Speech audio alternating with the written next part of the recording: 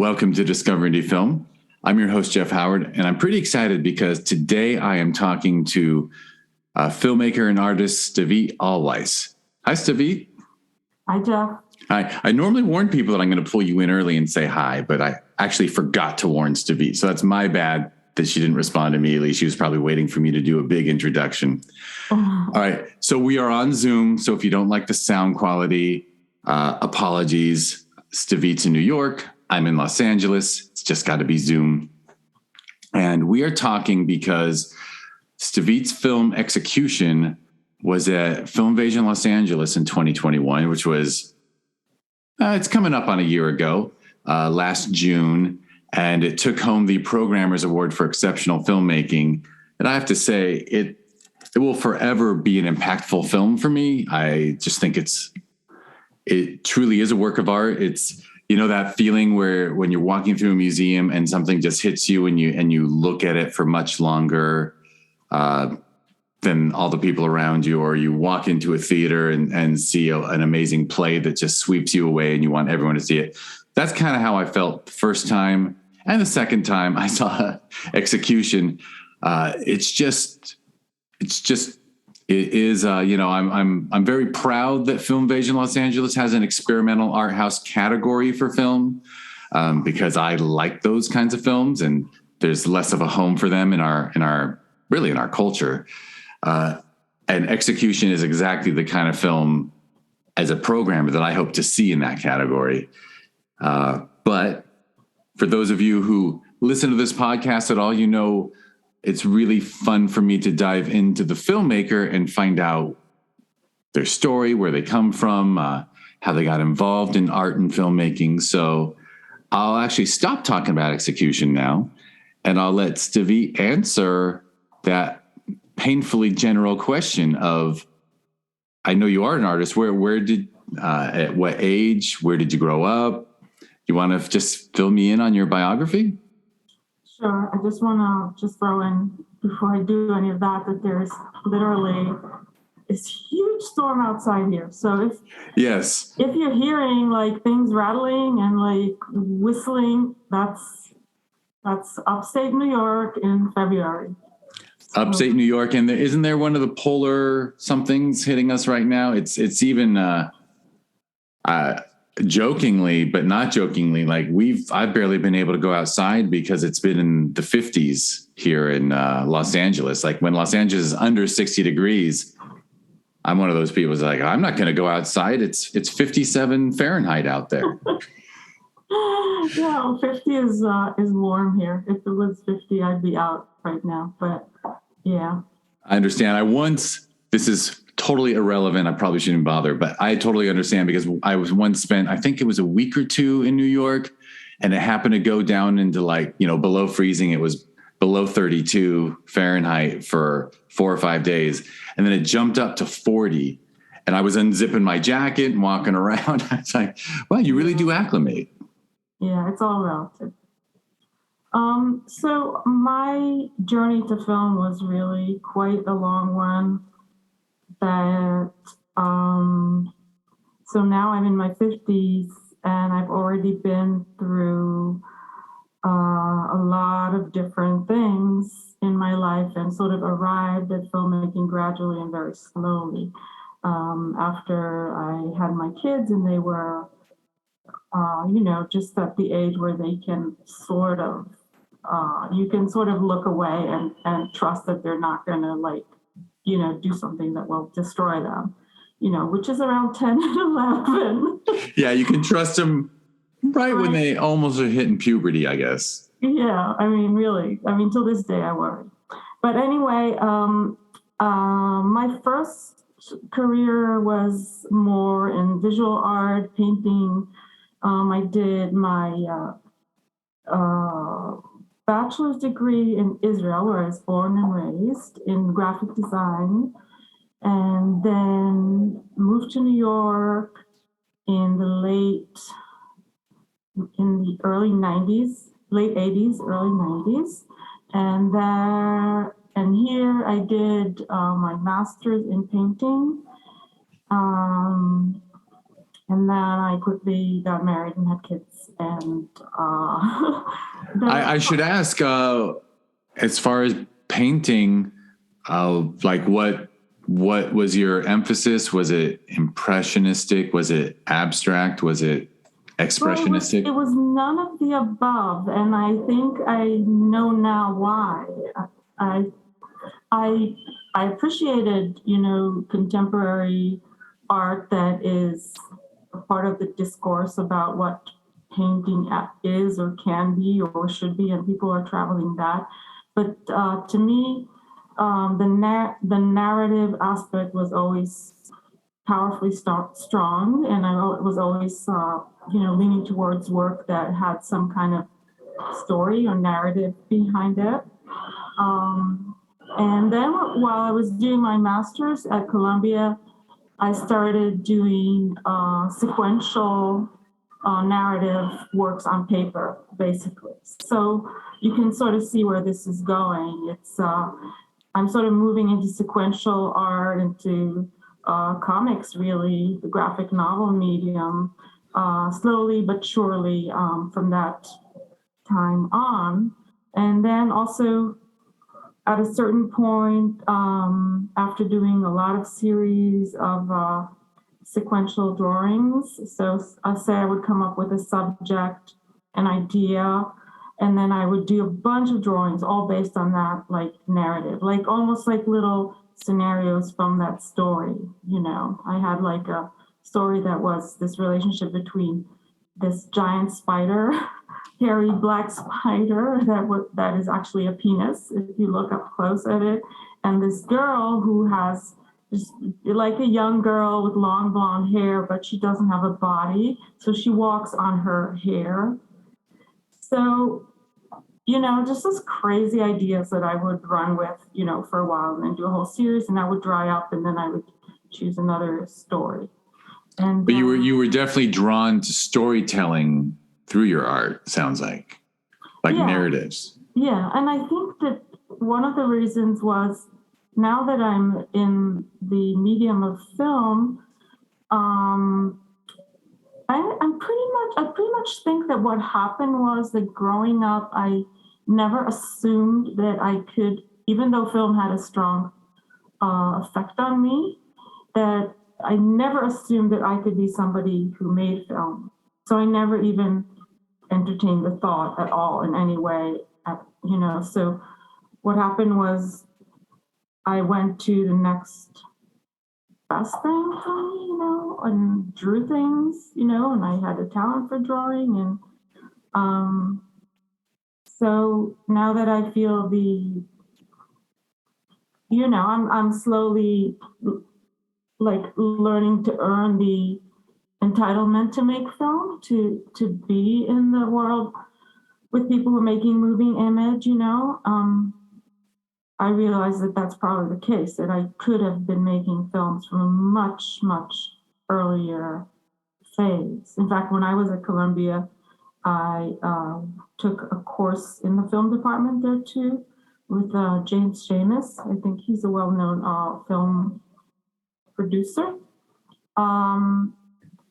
And it was incredibly exciting to me. It was just like my blood would run hot, when I was at his lectures, or it's a whole different level, very intoxicating, doesn't have that quiet, meditative quality of drawing, Though I know some people that, get completely lost, when they draw and get like physical reactions, Yeah. So in spite of the excitement you felt and the enthusiasm you felt, did you start, outlining ideas for possible films at that point, or you were just kind of ruling it out at that point?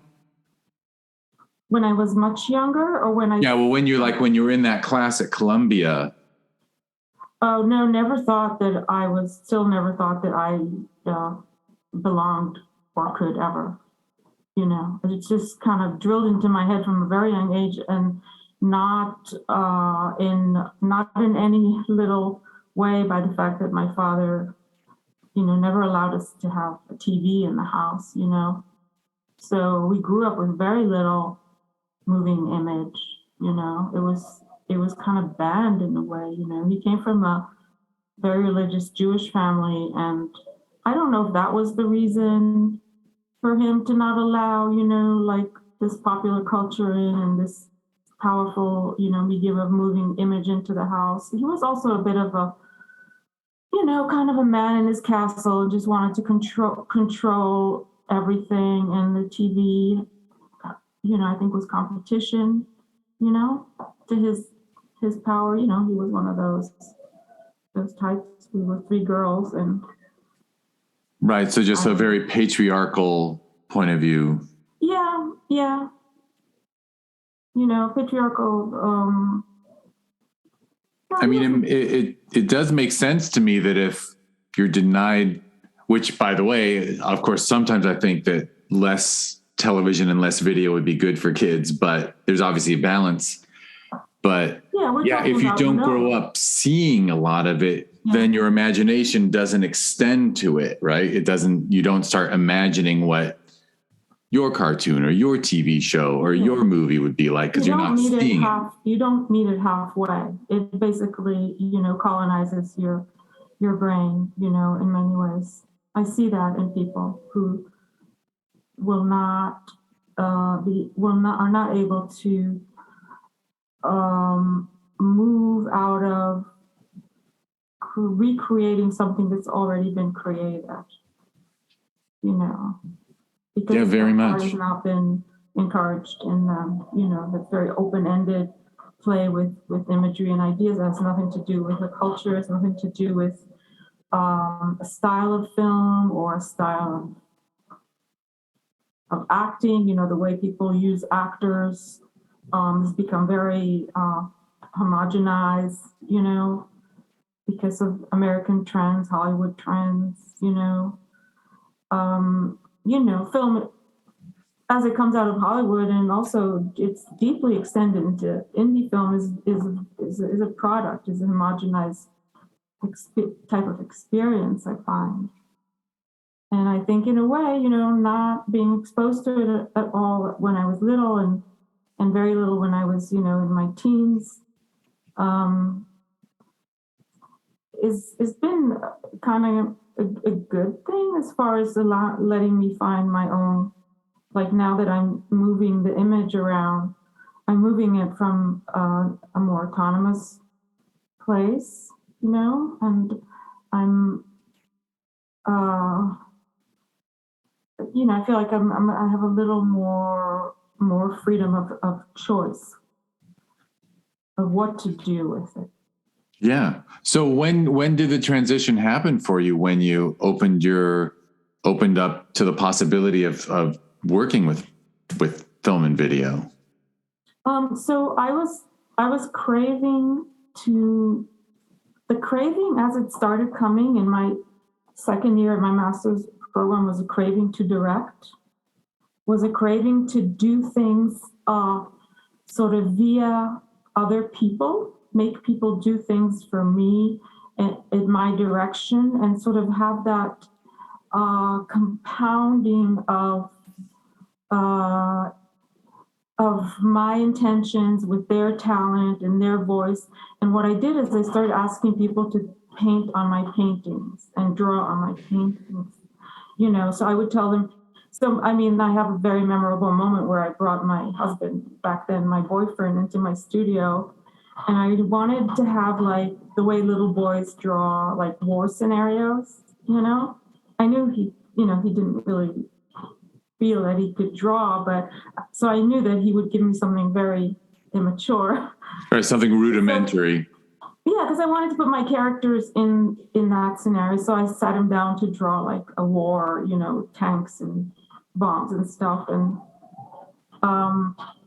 And then I did it with I had all these excuses of why I needed to do it that way. I didn't really know what I was doing. I was just, when the kids were little, I couldn't get into the studio a lot. So I had a lot of stuff that I started and didn't finish. And so I got some interns, or like one person at a time, to come in just pay them a little bit to finish my drawings, and, which was really because I wanted somebody else's hand in my story. And that went on for a while. I had about 4 different people come through and do it.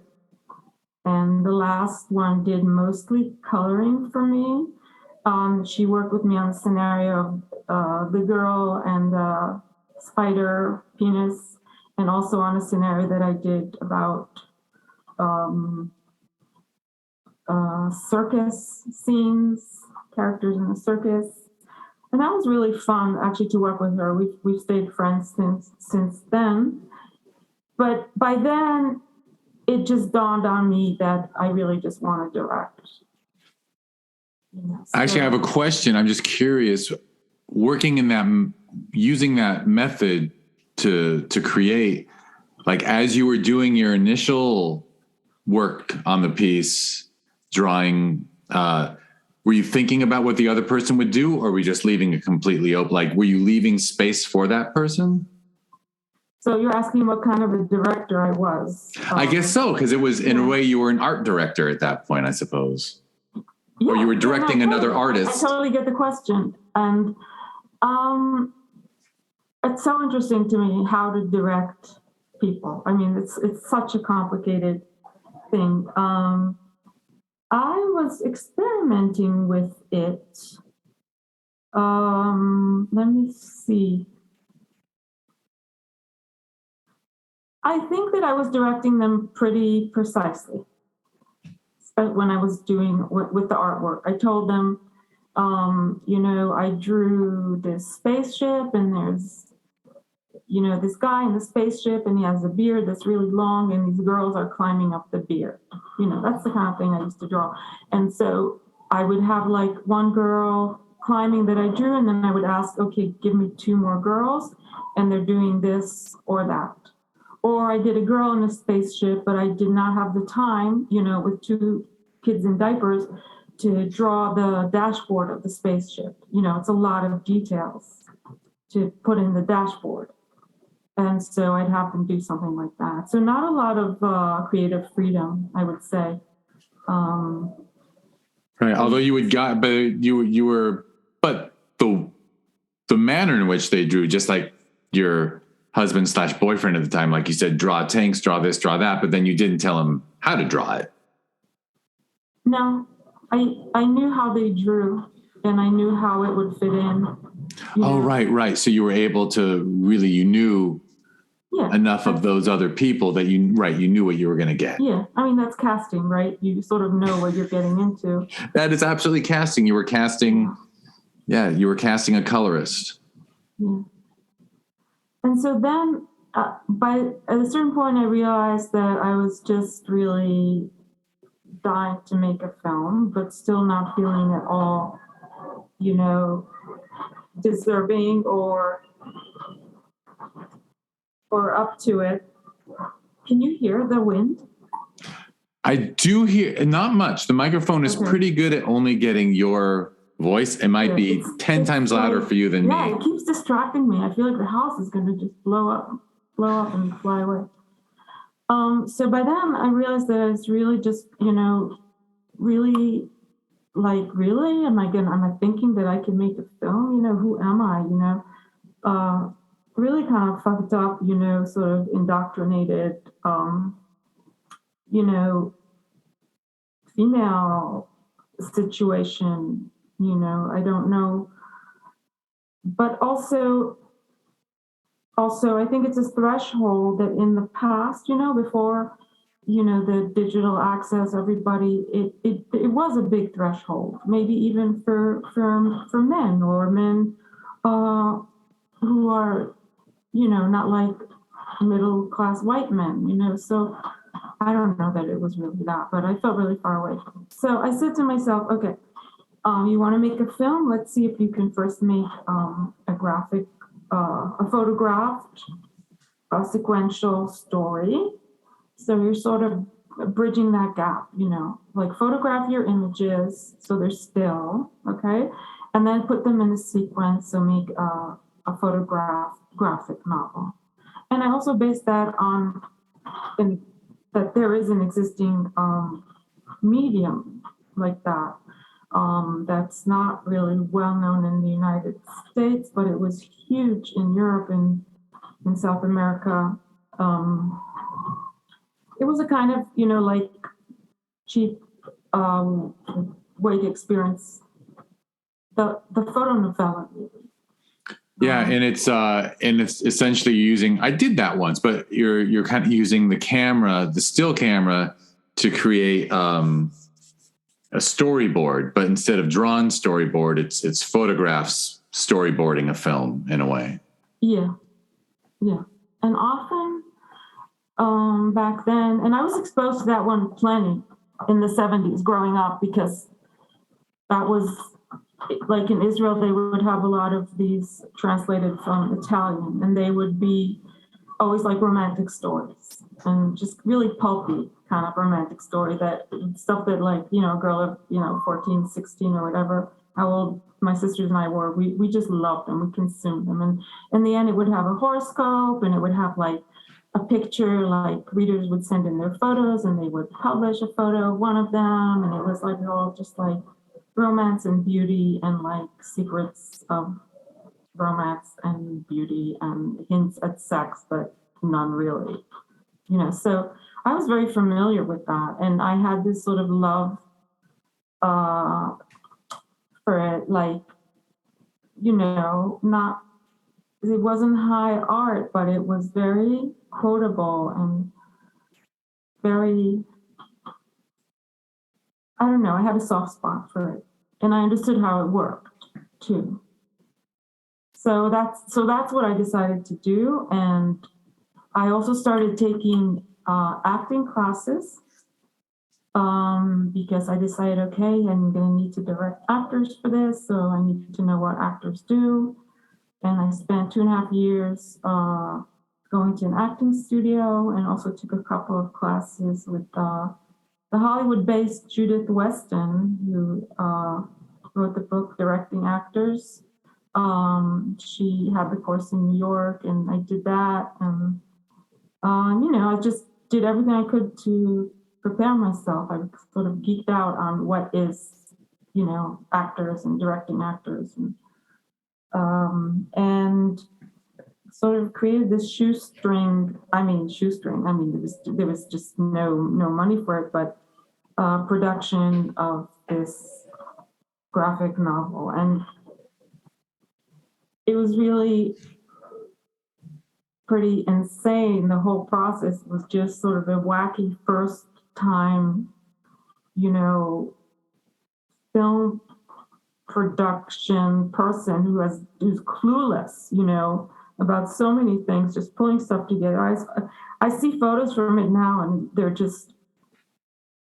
so wacky.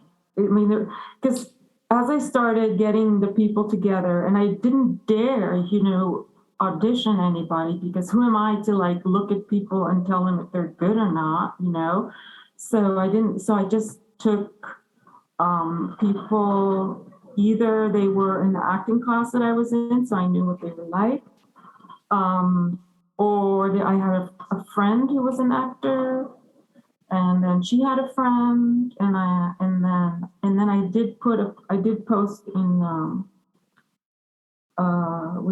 the New York-based Backstage, and then I took a couple people from there without auditioning. Like, basically one of them came and met me, and she was like, "I'm your character, I'm it," and I was like, okay, and I ran with it, and then I figured out, okay, I'll make these sets of where it's about a family in this post-apocalyptic situation that's happens in the 60s, in the late 60s. And I started collecting stuff to build a set, and then I realized that's not going to work. I can't do that. I can't afford it. It's going to look like crap. I need outdoors. Where am I going to? I don't have the money to take everybody to some island, where this.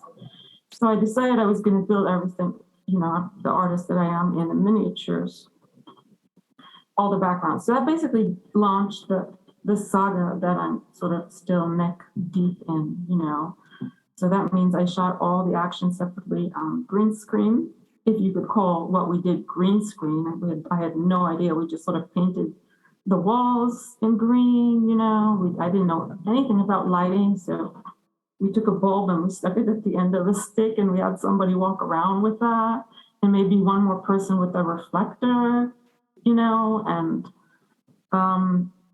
and then to make everything come together, basically it means keying everything out in Photoshop and photographing these miniatures that I built, which are, like 3 different outdoors miniatures, and then 7 separate rooms that all still occupying my studio at home. And they've been there for over 10 years. So yeah, it's insanity. And that project is called Isness. And I write about it a little bit in this blog that I have, and I still work on it all the time. But it's the kind of thing where it's like a swamp. Like I think I'm emptying it out, and then I put my foot in and I just sink up to my waist again, because I realize how much I haven't done. And it's like 1,000 pages long, and it's totally Sisyphean. It's insane. Yeah, so that's my cross to, what do they say? My cross to carry, or my cross to bear, or sure, that's your boulder. Your cross. Boulder. Yeah, my boulder. But it does sound it sounds both interesting and reward. I mean, I hope it's a bit rewarding for you, but also it is an exercise, right, that led you to other work?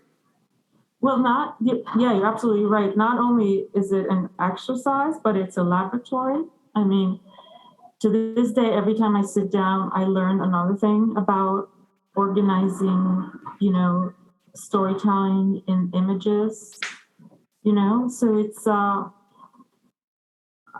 both very intuitive when I work, but I have a side of me that's very academic too, so I know how to work. I know how to investigate and just sit with something and just, be in a long-term research about something. So basically that's what it's become. I've learned, since I started editing video, it's really been an incredible cross-pollination between the two.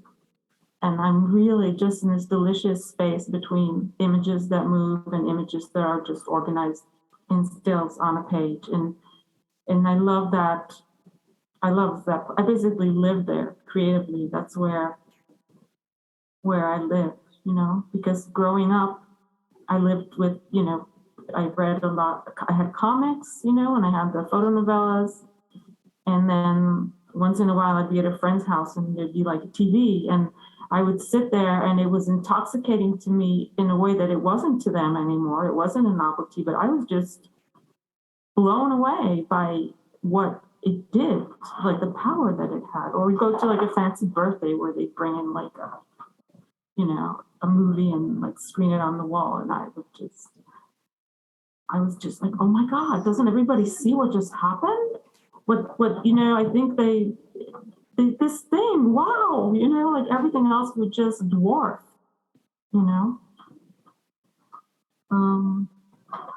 Yeah, which is interesting because you're making me realize that that's sometimes how I feel, because I don't get around art enough in my daily life, right? So when I do go to a stage play, I'm kind of blown away by the fact that, oh my God, look, people are performing on stage. It's happening in 100,000 places every night in this country, and probably more than that in the world. But yeah, when you're rarely exposed to something, it's just like, I actually have to, in my New Year's resolutions, I have to say I'm going to go to 5 plays this year, 5 museums this year, because it's so easy in life to let yourself not be exposed to art. Yeah, and so for me, this was going on in my formative years. I think they took us to see. My parents took us to see like once in a while there would be something that was deemed worthwhile. So now, like, I'm totally dating myself, but when Disney's Bambi came out, or the Jungle Story, they took us to see that. I think there was also like the Beatles came out with the Yellow Submarine. So he took us to see some stuff. And I basically wouldn't be able to talk after these experiences. They just blew my mind. Hold on one second. I have to let the stupid dog out. No problem. Try to make your voice louder because I almost can't hear because of the wind. Oh, the wind is so loud. Can you do it on your side to make your voice louder, or is it? No, all I hear is you. It's actually quite good. Oh, really? Considering. I think I can probably do it on my settings. Get your voice a little louder because Sure. I was going to say that don't worry about well, it's up to you, but I think we're probably close to exact the same age because those are the movies that affected me as a kid. And honestly, I think I saw Yellow Submarine when I was 4 or 5 and completely took over. I've been a Beatles fan for the last 50 years because of that. Yeah, I mean, it's gorgeous. It's still a gorgeous film. It's gorgeous. I show my stepdaughter's 14, and I showed it to her, I think, when she was 6. And she and I will just every once in a while, she goes, let's watch Yellow Submarine again. And then I think its 50th anniversary was in the theaters, so we went to see it. But yeah, we're just so lucky that someone working in the Beatles organization hired some amazing animators to do that, because my understanding from some interviews is like Paul McCartney thought it was going to look like a Disney movie. Like they were completely uninvolved in the film. Right. And it's an amazing work of art. Yeah, it was good. It was really good. Yeah. So yeah, I mean, those were the things that just seared themselves into my mind, and they were like, gods from the Olympus, these moving images, and they were not like a power that I was meant to, wield. And so, that's why it took a very long time for me to get to it. And I think the next step as far as the journey was that after I finished shooting that project, and I just sort of started into this marathon of editing it, I thought, this is going to take a year. I'm just going to make it 100 pages and it'll be black and white. And no, it's like it just turned into something completely different. And then I started writing music to it, and you don't want to know. I mean, the insanity of it. But so I decided there was this call for something called the Brooklyn Filmmakers Collective, and at the time it was tiny. This is about 10 years ago. It was just like a few guys from Brooklyn that were just getting together every week and just talking about their projects and sort of, helping, sort of workshopping each other's work together. And they put out a call for applicants. So I applied with that project, and I was amazed that they took me. And then I've been with them ever since. And meanwhile, it's just grown exponentially, and it's become, this really, prominent group of filmmakers, in Brooklyn. But that really helped me continue to sort of break the ice, or break that glass ceiling that I felt, weighing on my head,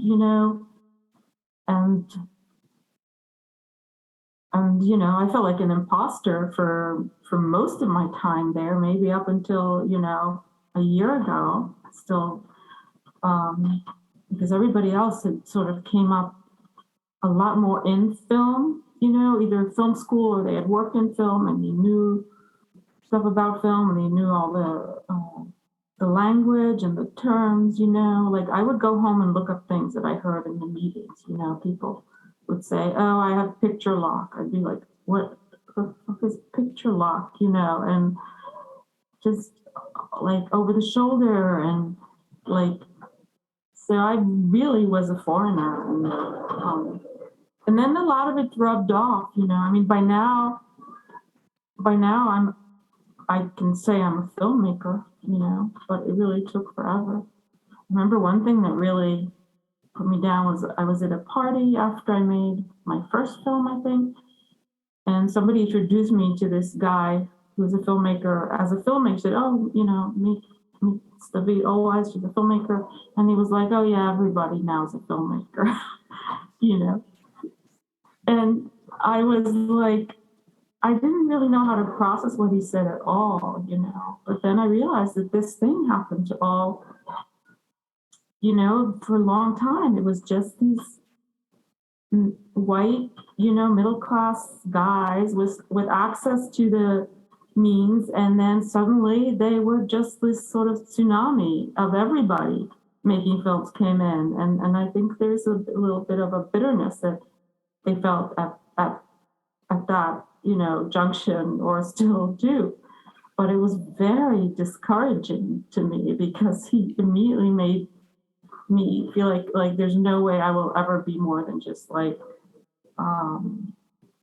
like it would be like my hobby, or I would be an amateur that's just dabbling in something I didn't really belong in. Yeah, no, and I think you're completely right. My only adjustment would be it was really an upper class white guy's game, right? Yeah. Especially because pre-digital, it was just unbelievably expensive even to just process film. Yeah. So it really was a playground for kids of white males of privilege, and honestly, a lot of them just did it because, am I allowed to call them pigs who want to take advantage of actresses? I mean, what's that? Say it again, because I was basically implying that a certain percentage of people who went into film did so because they wanted to take advantage of women, actresses. Yeah, I mean, I think I don't think they sort of used it as a tool. I think it was an extension of the culture. It was another platform where it could, where it expressed itself,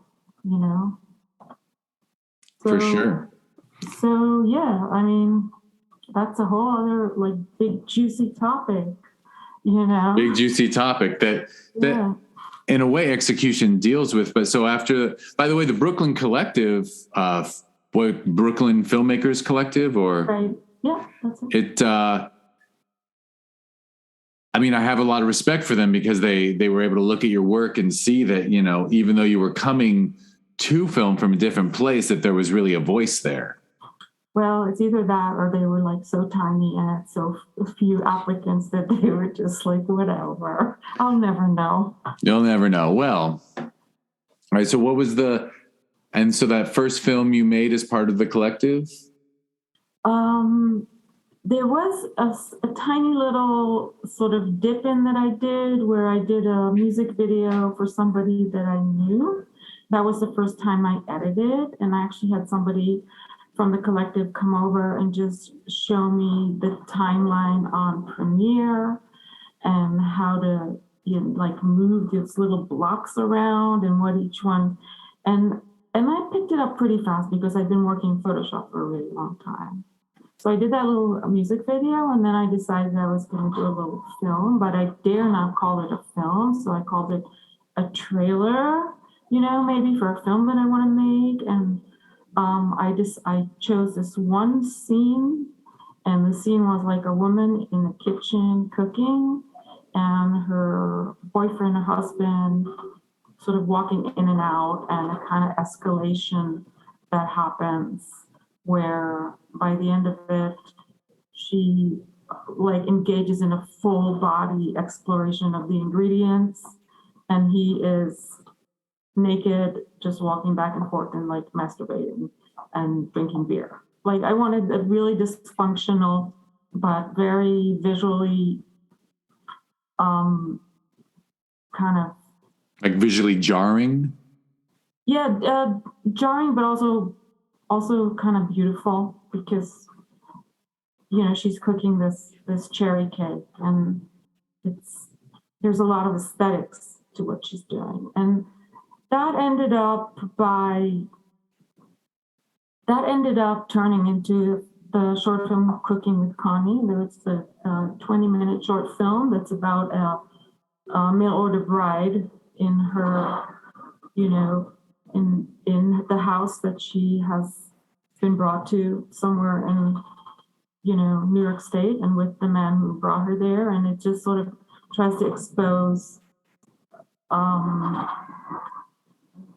the issue, like how fucked up this mail order bride, scenario is, by her cooking and making this cake and then sort of dissolving mentally while she's doing it, and him just being in this sort of ditch that's, it's degraded and degrading, it's just a bad, bad place.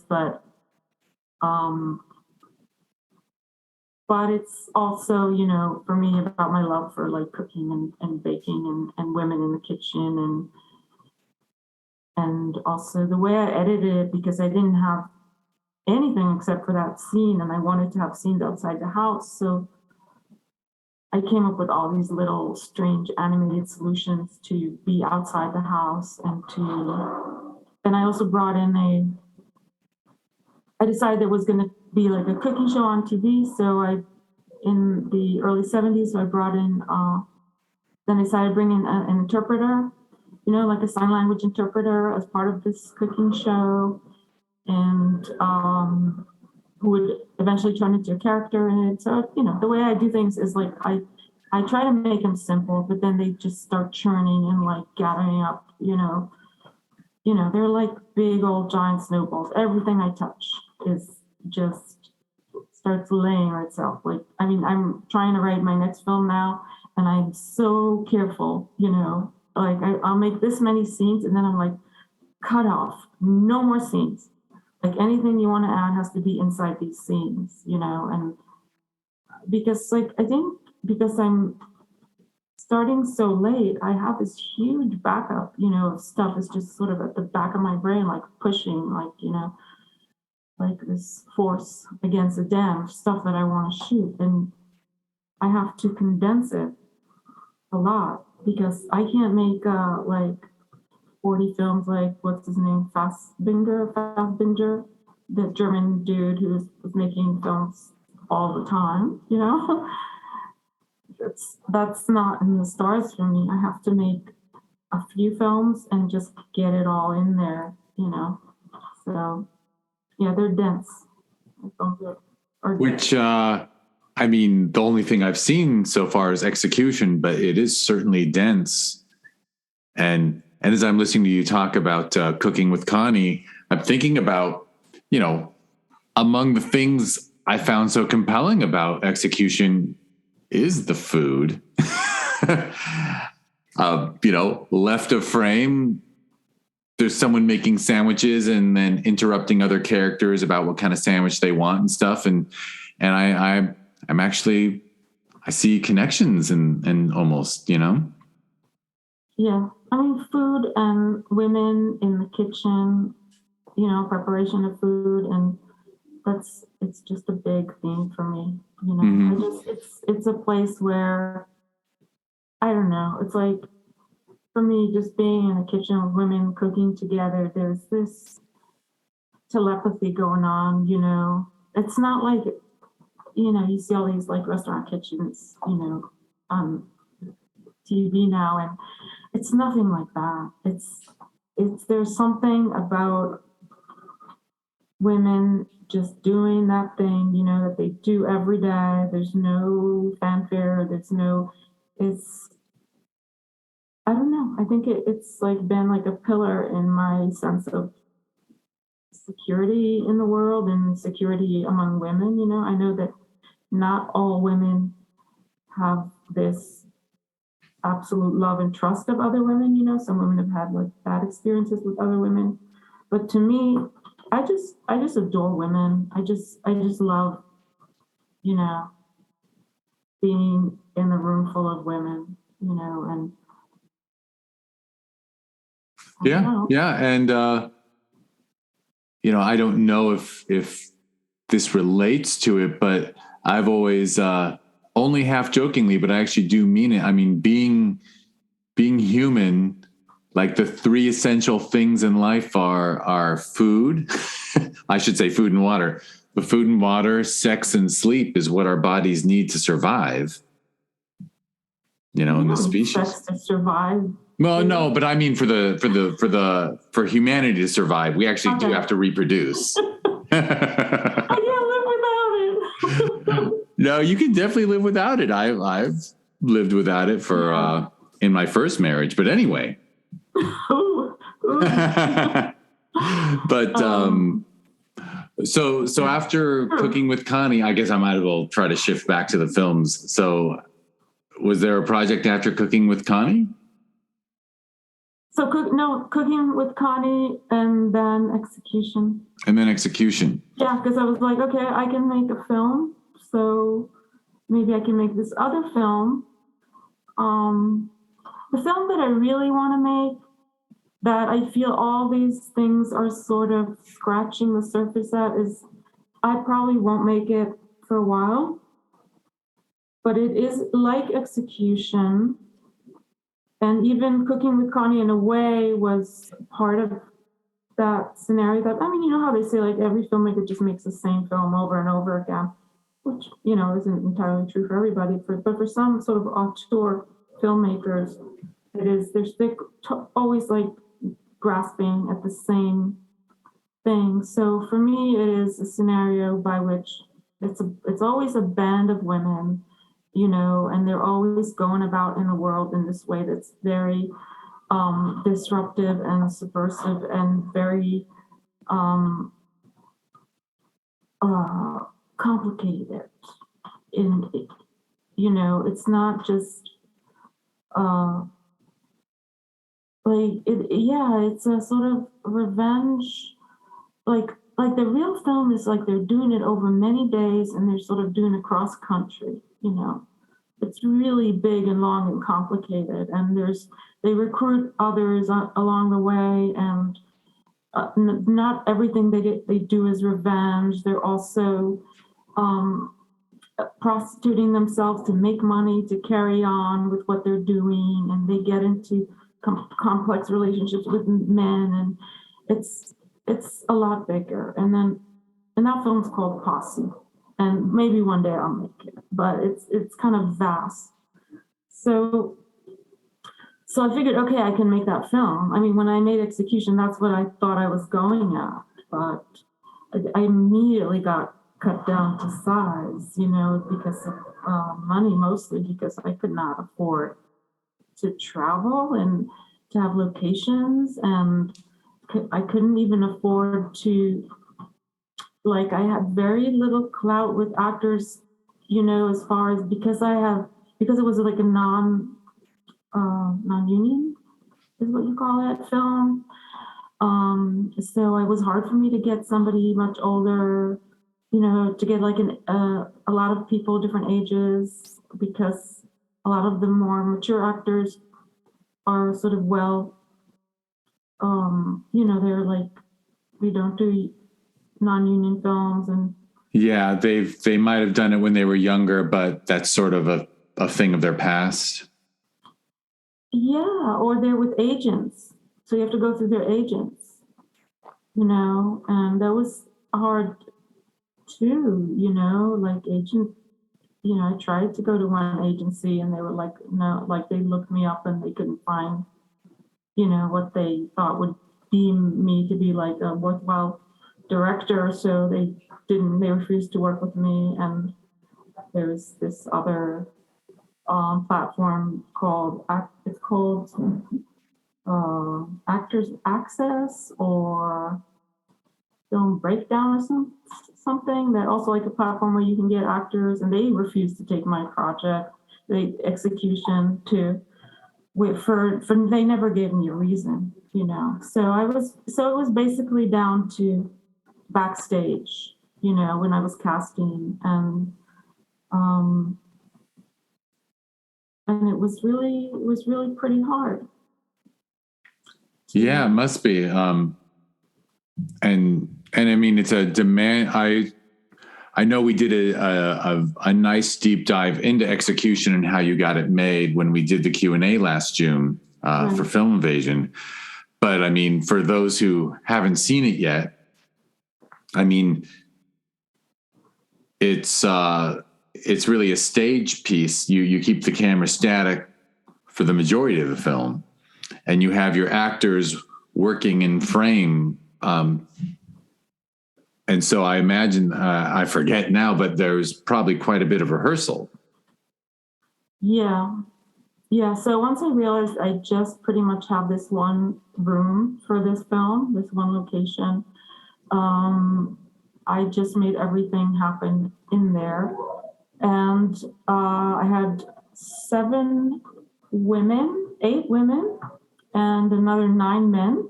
So there was a lot of people and there was a lot going on. And I realized that, especially for the women, because I wanted them to move together similarly to the way women move together in the kitchen, with this sort of telepathy and the sort of, goal that they share. And there's no conflict between them, and that was the hard thing to sort of get all my female actors to do, because they go to, acting school and they teach them, like, what's the conflict, what does your character want? What's the conflict? And some of that, can be kind of,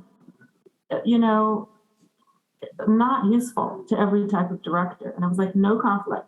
No, you're not angry at each other. No, you're not, like, you are together in this. This is an ensemble, you're like bees in a hive, So I knew it was going to be very complicated. So the way they move around, because so much is going on. So I got them to come in for about 2 or 3 months. They would meet with me every Sunday at this sort of dance studio in Brooklyn, and we would rehearse and dive into the female characters, because I wanted them to be archetypes. I wanted each of them to be an aspect of womanhood, everything from a child to,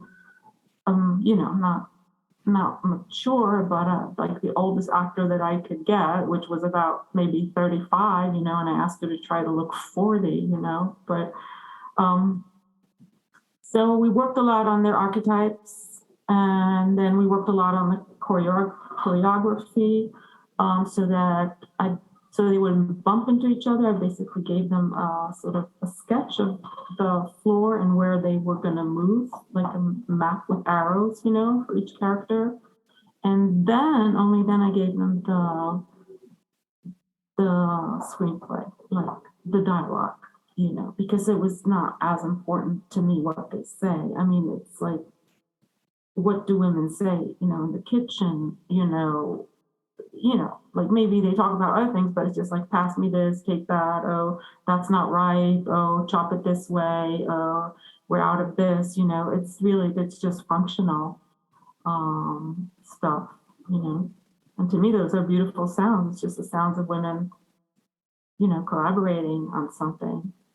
I have a friend who's a farmer who and she always has like an intern, so last year she had like 2 dudes who were interns, sweetest guys, very awesome. But she told me, like, oh my God, like when they were, on the farm, we'd have to meet like 2-3 times a week and have, to talk about this and to plan that and write about this. And the year before that, she had 2 women, and she was like, we never had to talk, like we met maybe once a week, but everybody was just like picked up, because as women I think maybe it has to do with, we're really bred and, indoctrinated to feel everybody else around us, to pick up on people's moods and intentions and needs. And so you get a room with like a bunch of these, and they're all just like picking up on each other and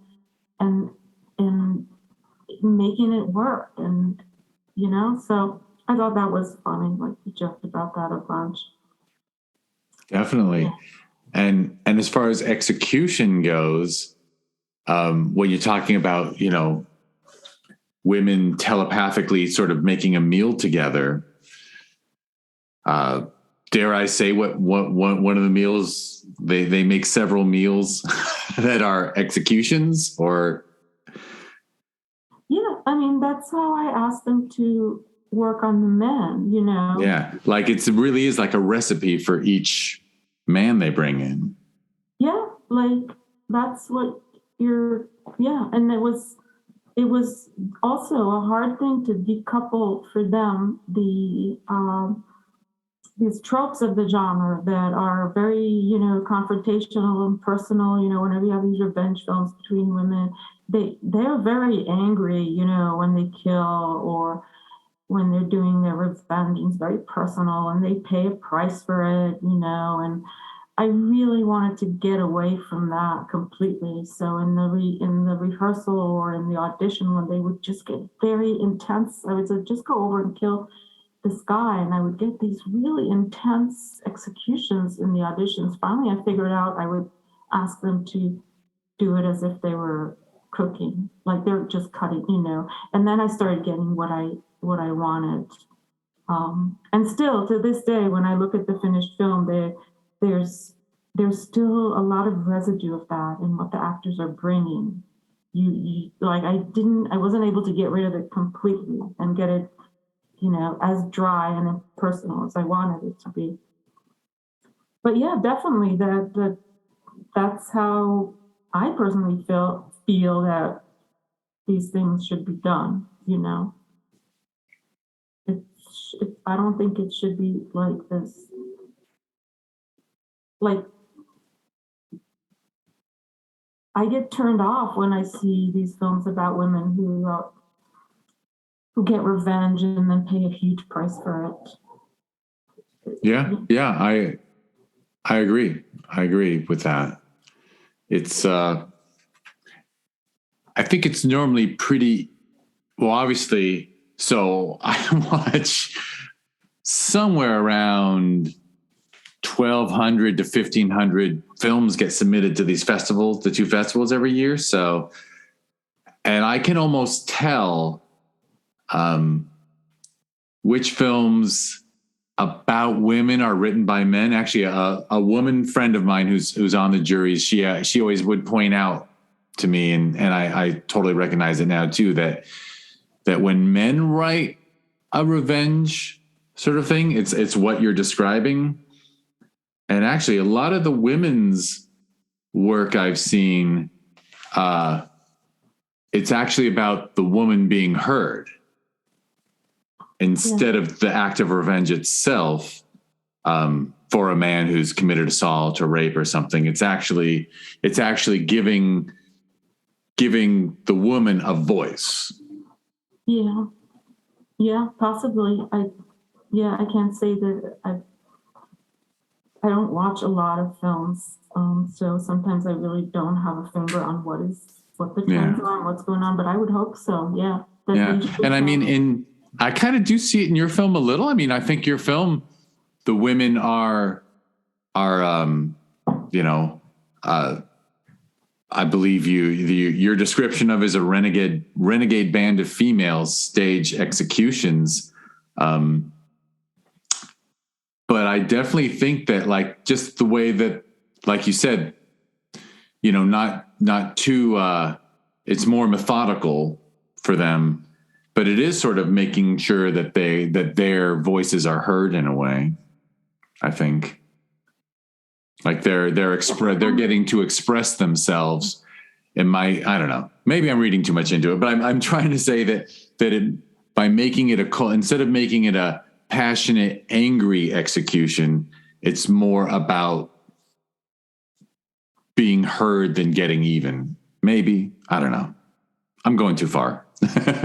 Yeah, no, it's interesting. I mean, there is a lot of discourse that I hear about, like The Voice, or like who tells the stories of who, and say if we get assaulted and raped, then we should be the ones telling those stories, from and not like men telling about us.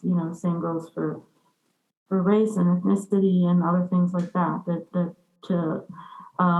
But I think in execution, it's more of a formula in which it's not really about the only voice. The voice there is my voice, and basically what I'm saying, execution. This is not okay. Should not be, and these guys should be snuffed out. And women should do it because there's no man who's going to get behind this the way a woman would. That. Yeah, we learn that too often in our justice system. Yeah. And I guess we can jump into so you completed the film and then COVID hit, I assume, or? Yeah, totally. Yeah, that's what happened. Yeah. But, I was well into the edit because I was already editing for a year, actually. And the edit was very complicated.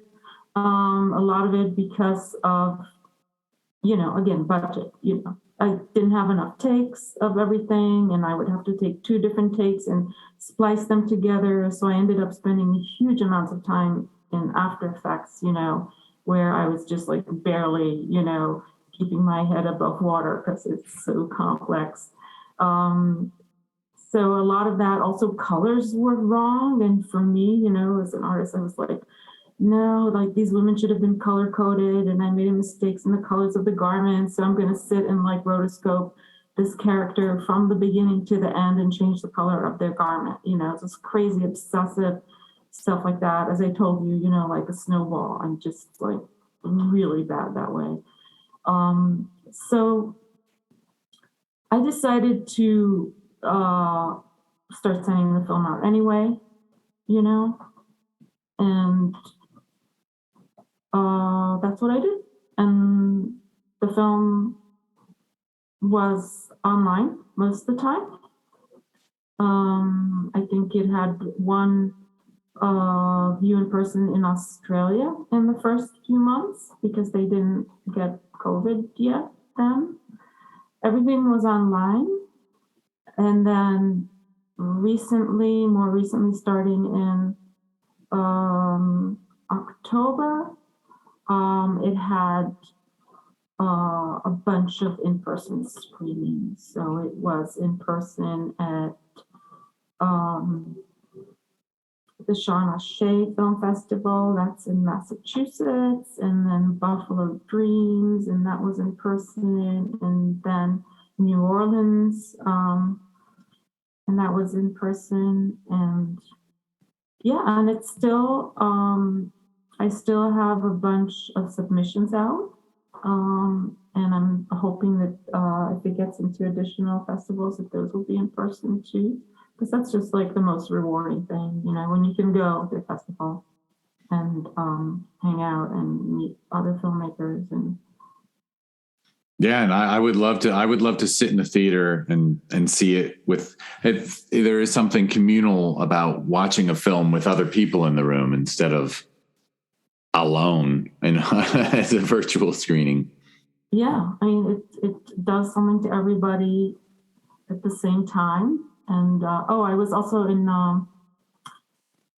Athens Film Festival. So that was in Ohio. So that was in person. That was a nice screening.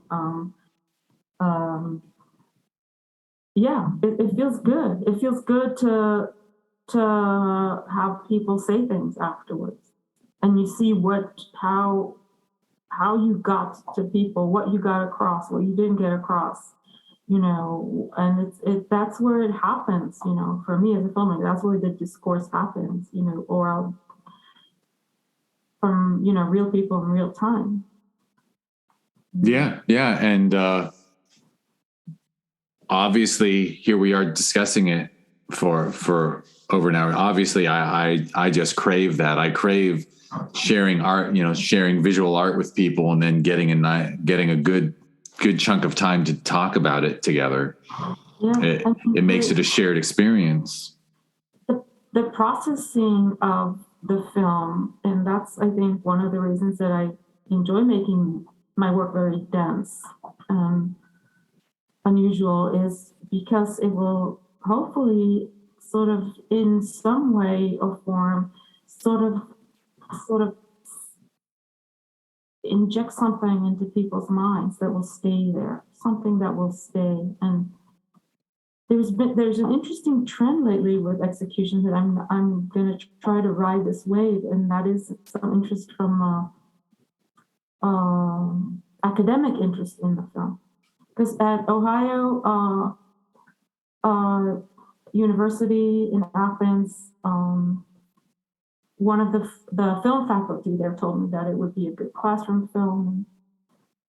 I thought that was cool, but I didn't really take her seriously. But then another person, a friend of a friend who's a English professor, just up and wrote an essay about it and sent it to me. And then the film director, Chana Shea, started talking to me about it too, that it should be in classrooms. So he's working to pitch it, and the Ohio University, they're actually going to buy a copy of it. And because the faculty there who had been to the festival and seen it there, they've been asking for it. So that just blows my mind, that the film may have an afterlife in academia, of all films. Like, that's the last thing I would have imagined. But just to think that, in women's studies and in film studies, in whatever, that would be crazy. Yeah, that's extremely cool. Well, I have a friend from high school who's a women's studies professor at Indiana University. I should send her a link. Totally. Yeah. I mean, it's amazing to me that could be where the film lives. I mean, imagine like classroom with like young people, and they're watching that film, and then they're dissecting it or talking about what the implications are. I mean, really, it's about women taking law into their hands, as far as like women's studies and what that means about, women and, law and but it's also in film studies, because the language of the film is kind of defiant towards what normal filmmaking is, Yeah, it's, besides being unconventional, but I mean, yeah, it is. It would be a great film to show film study students, to sort of challenge them and challenge their creativity. Like, tell them you don't have to copy, but I'm saying, you can find inspirations beyond, the Christopher Nolan films and the Kubrick films and like the standard things that inspire people. Like, make sure they see something else. Yeah, just so films don't necessarily come from other films. They come from your crazy brain, like from the state of mind when you're not really, same place where poetry would come from, those glitches, where you see something through your own prism, Absolutely. It's funny you said that, because glitch, I use the term glitch a lot lately. Yeah. I enjoy the unexpected glitches that we come across. Yeah, glitches are cool. They're like, happy accidents, and all of a sudden you're like thinking outside the box, because something revealed itself to you when you were passive, you weren't applying your sort of rigorously trained brain to do the work it was taught to work. You're just letting go, and then something comes through you, Yeah, for sure. All right, well, I think that might be a good point for us to wrap it up. Okay. It's been a wonderful chat. Yeah. I don't think I mentioned in the beginning. Eventually, when you're done with your festival run execution, people will be able to see it in the Discover Indie Film TV series. Yeah. Yeah. So that's down the road. Probably season 5, I think, is coming out in March of 2022. So I think they're about 6 months apart. So maybe, who knows, September-ish might be season 6, but I'll be very happy and proud to have your film be in there. Awesome. That would be great. Yeah. Yeah. And is there You mentioned your website. Do you want to name your website for people to check out? So I have my Facebook artist page is where I post my stuff, and I'm very easy to find because nobody else has my name, Stavit Allweis. And then I have a blog called Counter Comics, one word, and that's also easy to find.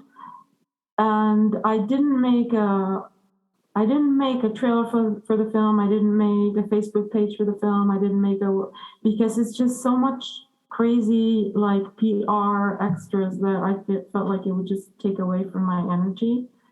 But everything that I have, I definitely put on my Facebook, and a very slow sort of meandering and very sporadic posting to Counter Comics.